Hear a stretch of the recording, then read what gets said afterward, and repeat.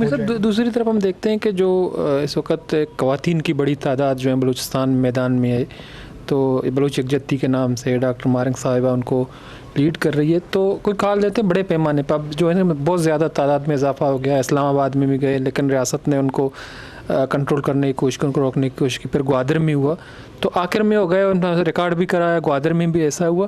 تو ادھر ریاست کی پالیسی کو آپ کیسے دیکھتے ہیں کہ ریاست جو ہے مزید ان کو بڑھاوا نہیں دے رہا ہے، یا ریاست کو کیا پالیسی اختیار، کیونکہ آنے والے وقتوں میں یہ مزید ریاست کے لیے مسائل پیدا کریں گے؟ دیکھیں جی، خواتین کے بارے میں ہماری آپ کی روایات ہیں، ان کو اللہ آباد رکھے، چاہے وہ مخالف کی خواتین ہیں، اللہ آباد رکھے ان کو. لیکن بلوچ یکجہتی کے حوالے سے میں بات کروں گا کمیٹی کے.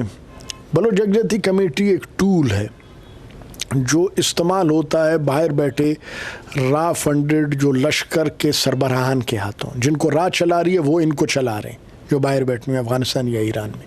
پہلے ماما قدیر کو چلا رہے تھے، اب ان کو جب یہ ان سے مقصد حاصل ہو جائے گا کسی اور کو لے آئیں گے. لیکن ان کے ارد گرد لوگ جمع کیوں ہوتے ہیں، یہ ریاست کا کنسرن ہے. کہ جو میں پہلے سے کہہ رہا ہوں بیڈ گورننس، اور کسی چیز میں جو ہمارے جو قوت فیصلہ ہونا چاہیے ارباب اختیار میں، اس کا ہمیشہ مسئلہ رہا ہے. صحیح فیصلہ صحیح وقت پہ اس کا مسئلہ رہا ہے. بلا شبہ بلوچ یکجہتی کے کمیٹی کے جو معاملات کو انہوں نے مطلب جو بھی اس وقت کی گورنمنٹ تھی انہوں نے ذمہ داری سے نہیں دیکھا. کسی کو روکنا ہے آپ ادھر روکیں، ادھر سے آپ چھوڑتے ہیں اسلام آباد میں اس پہ لاٹھی برساتے ہیں. تو تمام کوئی بھی مسلمان ہو بلوچستان کا اس کا دل دکھتا ہے کہ ادھر آپ خواتین کو مار رہے ہیں، یہ کر رہے ہیں. پہلے آپ کہتے ہیں جی ان کو چھوڑو، ان کو احتجاج کرنے. جو اسلام آباد پہنچ کے اسلام کے نام پہ وہ شہر اسلام آباد آپ کا دارالخلافہ، پاکستان کا مطلب کیا لا الہ الا اللہ، وہاں تو پھر بعد میں بھی آپ نے چھوڑا تو پہلے آپ نے وہ کام کیوں کیا؟ بعد میں آپ نے چھوڑنا ہی تھا تو پہلے آپ نے کیونکہ پہلے عزت سے ان کو چادر ڈالتے، سر ان کی باتیں سنتے. پھر یہ بلوچستان میں ایشو ہے مسنگ پرسنس کا. بلوچستان میں ایک ایشو وہ ہے جس پہ مٹی ڈلی ہوئی ہے، جو گمنام شہداء ہیں جن کی کوئی بات ہی نہیں کرتا، جن کو ان را کے تنخواہ داروں نے، را کے ایجنٹوں نے قتل کیا. وہ ہزاروں کی تعداد میں ہے. اس میں بلوچستان کے نوٹیبلز بھی ہیں، اس میں ڈاکٹرز بھی ہیں، اس میں خواتین بھی ہیں. مثال کے طور پہ خواتین وہ جو استانی تھی ناظمہ طالب، اس میں مساجد کو بنانے والے مزدور بھی ہیں، باقی ٹیکنیکل قسم کے لوگ ایسے انجینئرز وغیرہ یہ سب ہیں. ان کی تو کوئی بات ہی نہیں کرتا. وہ ان کے ورثہ اپنا لہو کس کے ہاتھ پہ تلاش کریں.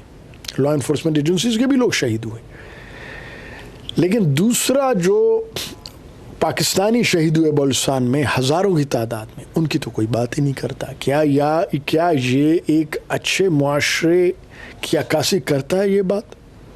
کیا ہماری میڈیا اس میں ذمہ داری کا مظاہرہ کر رہی ہے؟ تو جواب ہے نفی میں. اسی طرح دوسری طرف ہے مسنگ پرسنس کا، اس کو بھی دیکھا جائے اور پھر مسنگ پرسنس کو بھی دیکھا جائے.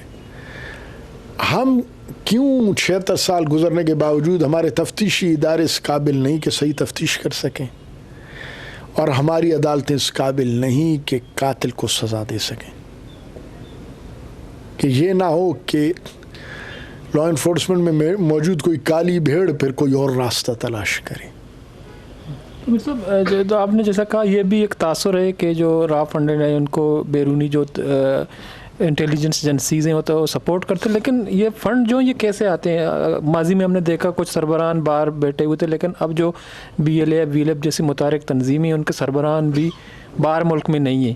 تو بلوچ یکجہتی کمیٹی کے بارے میں تو پیسہ ان کو کیسے پہنچتا ہے؟ بینک اکاؤنٹ سارے چیزیں ڈیجیٹلائزڈ ہیں، اس کے باوجود تو پھر اگر اس کو را فنڈ کرتا ہے تو ریاست کی بھی کچھ ناکامیاں ہوتی ہیں کہ چیزیں جو ہیں طریقہ کار اور بہتر نہیں ہے. पैसे कैसे पहुंचते हैं? मेरे मोहतरम भाई, ये कोई ये ऐसी मुश्किल बात नहीं है। हवाला है, हुंडी है, जिस पे सख्तियाँ हैं, फिर भी पैसे ना, उसके बावजूद पैसे आ रहे जा रहे हैं।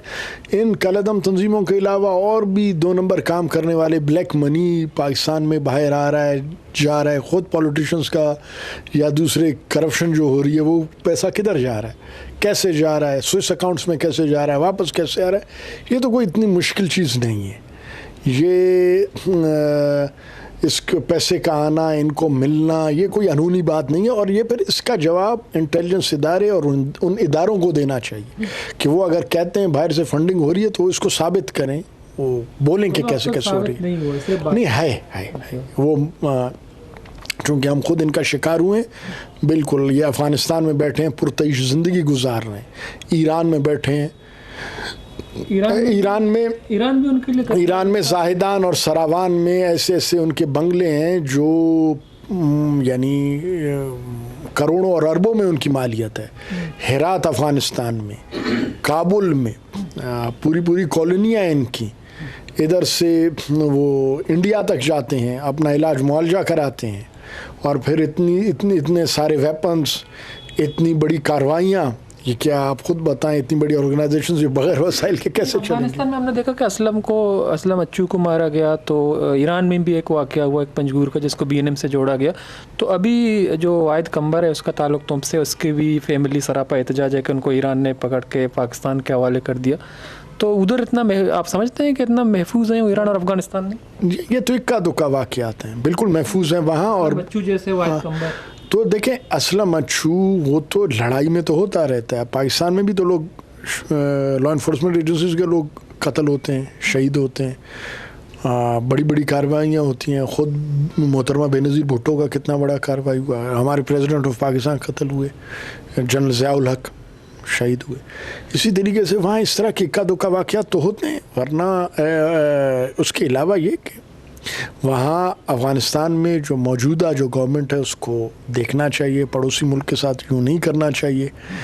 ये BLA वाले जो दहशतगर्द हैं, रा फंडेड, ये किसी हवाले से उनका नज़रियाती वाबस्तगी भी उनके साथ नहीं। उन्होंने बिल्कुल उनको एक सेफ़ हेवन वहाँ मुहैया की हुई है। और इसी तरह ईरान को भी ये ख्याल करना चाहिए, वो रियासती सतह पर वहाँ उनको जगह दी गई हैं। अगर वो कहते हैं नहीं दी हैं, तो हमें पता है कि अब अफ़गानिस्तान में कोई चिड़िया भी उनकी मर्ज़ी के बगैर पर नहीं मार सकता। तो गुमान क्या जाएगा कि भाई रियासी सरपरस्ती है। ईरान में भी, ईरान की जो अपनी बैनुल-अक़वामी जो उसके मुश्किलात हैं अमेरिकन के साथ, वेस्ट के साथ, तो वहाँ उनका पूरा होल्ड है। तो शक तो जाता है फिर उनकी सरपरस्ती है कि वो वहाँ रह रहे हैं। तो हमारी रियासत को, हमारे फ़ॉरेन ऑफिस को इस मामले में ज़िम्मेदारी के साथ काम करना चाहिए। जी मीर साहब, अब बात करें, चूँकि बेड गवर्नेंस का आपने जिक्र किया, जो एल्डर हैं आप कहते हैं ज़िम्मेदार हैं, खासतौर पर तालीम के हवाले से जो क्वालिटी एजुकेशन नहीं है। तो हम देखते हैं कि बलूचिस्तान में जो हुकूमत बनती हो, एक चाहे माज़ीम बाप का हुकूमत था, अभी नून लीग, तो एक हद तक वफाक में के मातहत है। तो वफाक को भी हमारे जो सियासतदान हैं ज़िम्मेदार ठहराते हैं। तो आप भी सियासतदान हैं, सियासत में इलेक्शन में हिस्सा लेते रहें, तो एक वक्त आएगा आप भी मुंतखब होंगे, जैसा कि आपने कहा मेरा मैंडेट भी चुराया लिया गया। तो फिर आप आवाम की नुमाइंदगी करेंगे, तो इस तमाम मामलात को आप कैसे हैंडल करेंगे? मैं पहले तहसील नाज़िम वर्ड भी रहा। आप सहाफ़ी हज़रात जाके देखें कि वहाँ हमारी कारकर्दगी कैसी रही। हम इलेक्शन में तो पॉलिटिशियंस का काम होता है दलाइल देना मुखालफिन के ख़िलाफ़। तो हम ये कहते आ रहे हैं कि जी हमारे मुखालफिन 2 दफ़ा चीफ़ मिनिस्टर रहे, मुखालफिन हमारे, और हम तहसील नाज़िम रहे, हमने अवाम को ज़्यादा फ़ायदा पहुँचाया। और अल्लाह बड़े ओहदों के या अख्तियार के शर से इंसान को बचाए।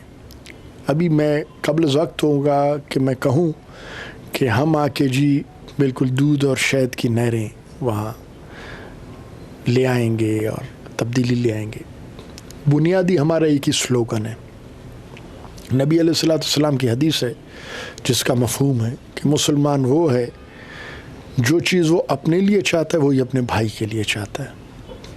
इसी यानी हमारी जो एक अवामी खिदमत है, जो अवामी सियासत है, जो सरदारी निज़ाम के ख़िलाफ़ जिद्दोजहद है, जो बेहतरी की तरफ एक हम सफ़र اپنے عوام کو لے کے کروانا چاہتے ہیں، ایک منزل تک پہنچانا چاہتے ہیں، ان کی بنیادوں میں سے ایک بنیاد نبی علیہ السلام کی یہ حدیث ہے۔ اللہ ہمیں ضرور توفیق دے گا، اللہ ہمیں کامیاب کرے گا۔ اگر ہمارے ہاتھ میں اختیار ہوا تو ہم اللہ سے مدد مانگیں گے، انسان تو گناہ گار ہے، کہ اللہ ہمیں ہماری باتوں پہ صادق و امین ہونے کی توفیق دے، اور عوام اللہ پاک اپنے اور پھر عوام کی امیدوں پہ پورا اترنے کی ایمانداری اور دیانت کے ساتھ اللہ پاک توفیق دے ہمیں۔